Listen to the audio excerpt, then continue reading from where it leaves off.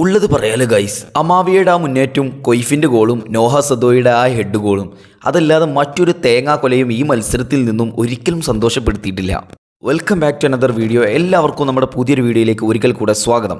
അപ്പോൾ Kerala Blasters versus Mohammedans SC സത്യം പറഞ്ഞു കഴിഞ്ഞാൽ ഈ ഒരു മത്സരത്തിലും പൊട്ടി പരാജയപ്പെടുമെന്ന് വിചാരിച്ചാണ്. കാരണം ഫസ്റ്റ് ഹാഫ് കണ്ടതിൽ തന്നെ പക്ക മൂഡ് പോയിട്ടുണ്ട്. ഫസ്റ്റ് ഹാഫ് കണ്ട് കളി നിർത്തി ഓഫാക്കി പോയാൽ വരെ ഉണ്ട് എന്ന് പറഞ്ഞിട്ട് ഈ കളിക്ക് വരുമ്പോൾ ഏറ്റവും വലിയ രസകരമായിട്ടുള്ള സംഭവം എന്താ അറിയോ?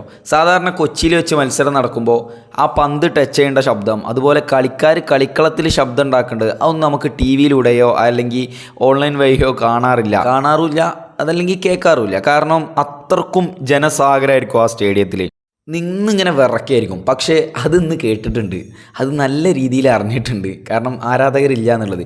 പക്ഷേ സ്റ്റേഡിയത്തിലേക്ക് നോക്കുമ്പോൾ ആരാധകരുണ്ട്, ചിലർക്കൊക്കെ ഫ്രീ ടിക്കറ്റ് വരെ കൊടുത്ത് കയറ്റി എന്നൊക്കെയാണ് പറഞ്ഞു കേട്ടത്.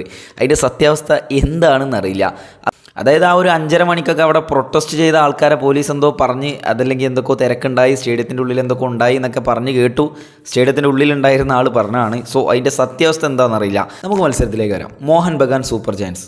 സത്യം പറഞ്ഞാൽ ആ ഒരു മത്സരത്തിൽ മോഹൻ ബഗാനോട് കേരള ബ്ലാസ്റ്റേഴ്സ് നല്ല രീതിയിൽ പൊരുതിയിട്ടുണ്ട്. അങ്ങനെ പൊരുതിയിട്ടുള്ള ഒരു ടീമാണോ എന്ന് പോലും അറിയില്ല.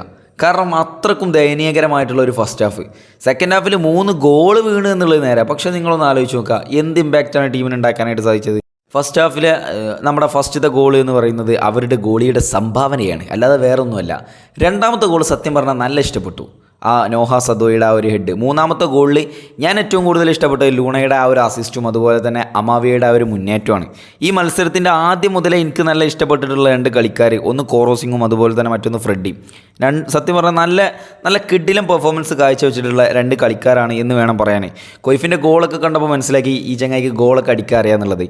പിന്നെ പല മുഖങ്ങളും സ്ക്രീനിലൊക്കെ തെളിഞ്ഞു തുടങ്ങി എന്നുള്ളതാണ്. ഐവാൻ ഡോളിങ്ങും അതുപോലെ തന്നെ അമാവിയ, ഇവരൊക്കെ ഇങ്ങനെ സ്ക്രീനിൽ കണ്ടു തുടങ്ങി എന്നുള്ളതാണ്. അമാവിയൊക്കെ എന്തിനാണ് ആ മിക്കായൽ സ്റ്റെയർ എടുത്തു വെച്ചിരുന്നതെന്ന് ഇപ്പോഴും മനസ്സിലായിട്ടില്ല. ആ ഒരൊറ്റ മുന്നേറ്റം കൊണ്ട് അദ്ദേഹത്തിൻ്റെ ആ ഒരു പെർഫോമൻസ്, ആ ഒരു കോൺഫിഡൻസ് ഒക്കെ നമുക്ക് മനസ്സിലായിട്ടുണ്ട്. വന്നപ്പോൾ തന്നെ ഒരു ഷോട്ട് എടുക്കുന്നു. സത്യം പറഞ്ഞാൽ അതൊക്കെ നമ്മളൊക്കെ ഒന്ന് തരിപ്പാക്കുന്ന രീതിയിലാണ് ആ ഒരു പുള്ളിക്കാർ എടുത്തിട്ടുള്ളത്. നമ്മുടെ ഈ ഒരു കോച്ച് തന്നെ ആണെന്നുണ്ടെങ്കിൽ ചിലപ്പോൾ ഒരുപാട് റിസർവ് ടീമിലുള്ള കളിക്കാർക്ക് വരെ ചാൻസ് കിട്ടും. കാരണം അദ്ദേഹത്തിന് അങ്ങനത്തെ ഐഡിയ ഉണ്ട്, യുവതാരങ്ങൾ എങ്ങനെ എന്ത് കൊടുക്കണം എന്നുള്ളത്. സോ അതുകൊണ്ട് തന്നെ അങ്ങനത്തെ ഒരു സംഭവം, ആ ഒരു ഇത് കിട്ടും എന്നുള്ളത് ഉറപ്പാണ്. പിന്നെ അഡ്രിയാൻ ലൂണയെ സംബന്ധിച്ചിടത്തോളം ഇന്നേ വരെയായിട്ട് അഡ്രിയാൻ ലൂണ, ഒരു പഴയ അഡ്രിയാൻ ലൂണയെ കേരള ബ്ലാസ്റ്റേഴ്സിന് കിട്ടിയിട്ടില്ല. നോഹ സദോയി നല്ല രീതിയിൽ മരിച്ച് കളിക്കുന്നുണ്ട്. പക്ഷേ ഫസ്റ്റ് ഹാഫിൽ നോഹ സദോയി എന്താണ് കാട്ടിയെന്നറിയില്ല. വെറുതെ സ്കില്ലെടുക്കുന്നു, വെറുതെ കളിക്കുന്നു, വെറുതെ എന്തൊക്കെയോ കാട്ടിക്കൂട്ടുന്നു. പെപ്ര നല്ല രീതിയിൽ ഫിസിക്കിട്ട് കളിക്കുന്നുണ്ട്.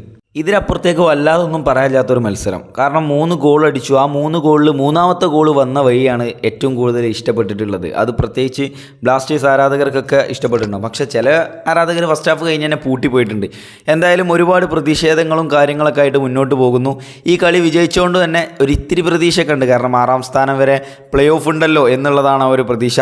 നിങ്ങളെ അഭിപ്രായം എന്താണ് ജസ്റ്റ് കമൻറ്റ് ചെയ്യുക. അതുപോലെ തന്നെ ചാനൽ സബ്സ്ക്രൈബ് ചെയ്ത് തൊട്ടടുത്താണ് ബെലൈക്കൺ കൂടി എനേബിൾ ചെയ്യാൻ മറ്റൊരു വീഡിയോയിൽ ഉണ്ടാകും. അതിരിക്കും ബൈ.